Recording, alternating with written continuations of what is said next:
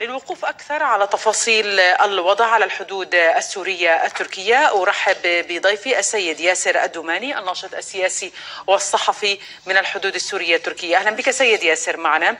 بداية لو تضعنا بطبيعة الوضع، كيف تسير الأمور على الحدود السورية التركية، حجم المساعدات التي تدخل؟ نعم، تحية لك ولمتابعيك الكرام. أهلا. أريد أن أتكلم بالبداية عن موضوع الزلزال المدمر، ارتداداته التي لم تتوقف. عندما نتكلم عن هزة ارتدادية ضربت المناطق السورية البارحة، أثارت حالة من الهلع والخوف بين السكان، لدرجة أن الأهالي تراكتوا في الطرقات، النساء والأطفال. حوالي 12 حالة 14 حالة دخلت في مدينة واحدة إلى المشفى، معهم يعني مصابون بجروح جراء سقوطهم في الطرقات خوفا من الزلزال المدمر. يعني نحن نتكلم عن وضع سيء جدا، وضع متردي يحصل للناس. بالنسبة للمساعدات، المعابر يعني التي فتحت دخلت فيها بعض القوافل الرئاسية، لكن عندما نتكلم عن نكبة السوريين، هناك 170 ألف إنسان مشردون هائمون في الطرقات فقط في الشمال السوري. عندما نتكلم عن عزمارين، جندري وعدة مناطق وعفرين، تلك المناطق القرى فيها وضعها سيء جدا. الناس إما في الطرقات أو في المدارس أو في الملاعب الرياضية خوفا من الزلزال. كثير من البيوت تشققت، بعضها تهدم على الأرض. الوضع سيء جدا. الآلاف بالعراء، مناطق منكوبة بكل ما تعنيه الكلمة. يأتي اليوم لمن يريد أن يستغل موضوع المعابر، من لم يمت من الزلزال اليوم سيموت من الجوع. يعني حجم المساعدات ما زال لا يتناسب مع حجم الكارثة في الشمال السوري؟ أبدا لا يتناسب. عندما نتكلم عن 170 ألف إنسان خرجوا من بيوتهم، إما بيوت مدمرة أو آيلة للسقوط، وتم إغلاقها من قبل الدفاع المدني خوفا على الأهالي داخل تلك البيوت. بيوت يعني تشققت وتهدم جزء منها. هؤلاء 170 ألف إنسان لم يدخلهم شيء إلا لحوالي لنفرض 10,000 إنسان. عندما تتكلمون عن 40 شاحنة من الأمم المتحدة، هل تكفي 170 ألف إنسان؟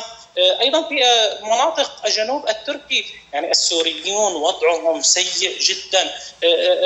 أنتم تكلمتم عن إحصائية 6000 شهيد. نعم، 6000 شهيد فقط في جنوب تركيا، لكن في الشمال السوري حوالي 2200 شهيد. يعني بالمجمل بين سوريا وتركيا السوريين الذين استشهدوا في الزلزال حوالي 10,000 إنسان. الجرحى فقط في الشمال السوري حوالي 14,000 إنسان. في منطقة الريحانية لوحدها هناك 4,000 جريح حرب كانوا قد أصيبوا جراء قصف بشار الأسد للمدنيين في أيام سابقة. هؤلاء 4,000 جريح من بينهم 500 شخص هم أصحاب إعاقة دائمة. هؤلاء لا يجدون معين لهم. أيضا آلاف العوائل المشردة في الجنوب التركي، هؤلاء يعني لا يجدون ثمن تذكرة السفر إلى بعض المناطق. بعضهم لا يجد مأوى، بعضهم لا يجد يعني أمور كثيرة لا نستطيع التكلم بها. طعام لأطفالهم، حليب أطفال، مستلزمات للأطفال الصغار. بعضهم لم يدخل الحمام يعني ولم يغير ملابسه من 10 أيام. وضعهم سيء جدا. وأيضا الناس يعني دخلت عدة عوائل، يعني عشرات العوائل من تركيا إلى الشمال السوري لأنهم لا يجدون مأوى. فهؤلاء يعني وضعهم سيء جدا. طيب، يعني هذا المشهد المأساوي حقيقة في الشمال السوري إلى ماذا يعزى؟ هل يعزى لعدم فتح المعابر بشكل كامل، أم أنه فعليا لا يوجد المساعدات، هي ليست بالمستوى المرجو والمطلوب؟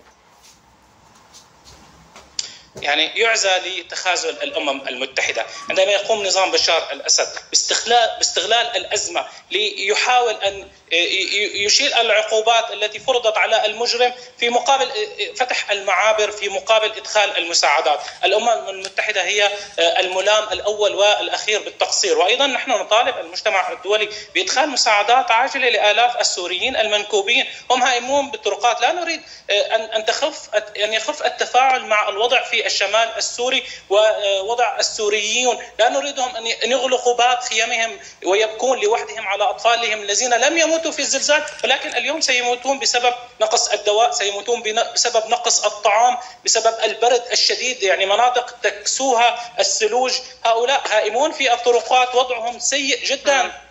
نعم، أشرك معي الدكتور عثمان مقبل المدير التنفيذي لمنظمة العمل لأجل الإنسانية EFH من الحدود السورية التركية. يعني إن كنت استمعت دكتور عثمان لما تحدث معنا من الحدود السورية التركية. سيد ياسر، يعني موضوع الهزات الارتدادية وأتيت على ذكرها في حديثنا، هل تسببت بأي أضرار جديدة في المناطق التي تتواجد فيها؟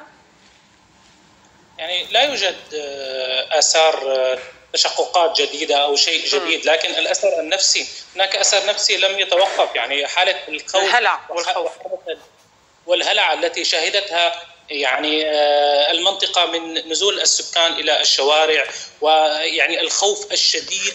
وأيضا قام النظام يعني فوق تلك الهزة الارتدادية، قام النظام المجرم بقصف مدينة كفرتعال بالقذائف الصاروخية وقت نزول الناس إلى الطرقات. يعني أريد أن أقول مناطق كثيرة فرغت منازلها من الأهالي. يعني مدرسة الاتحاد في عفرين نزل الأطفال والنساء وقطنوا فيها. أيضا عدة قرى في عفرين، دالو، قنطرة، أيضا منطقة الباب، مناطق التي نكبت بالأصل كسرمدة، سلقين، جندرس، عزمارين، أرمناز.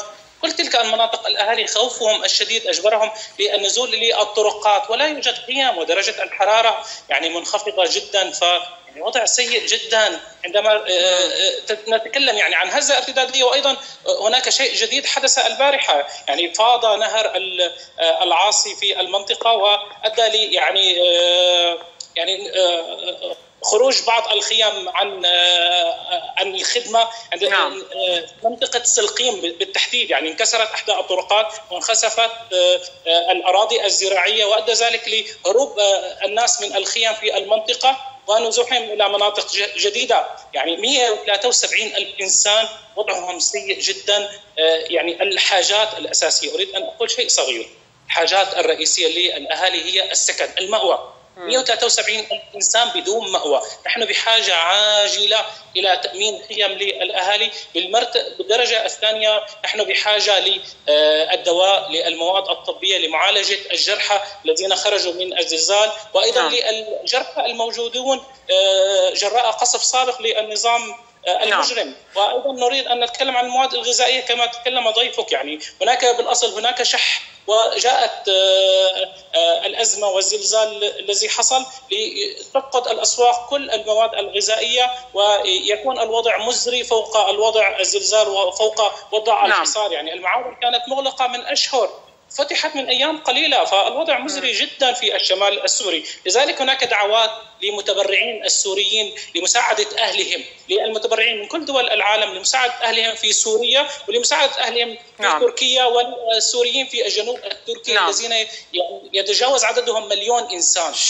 شكرا جزيلا لك سيد ياسر الدوماني، الناشط السياسي والصحفي من الحدود السورية التركية. أشكر ضيفي أيضا الدكتور عثمان مقبل المدير التنفيذي لمنظمة العمل لأجل الإنسانية EFH من الحدود السورية.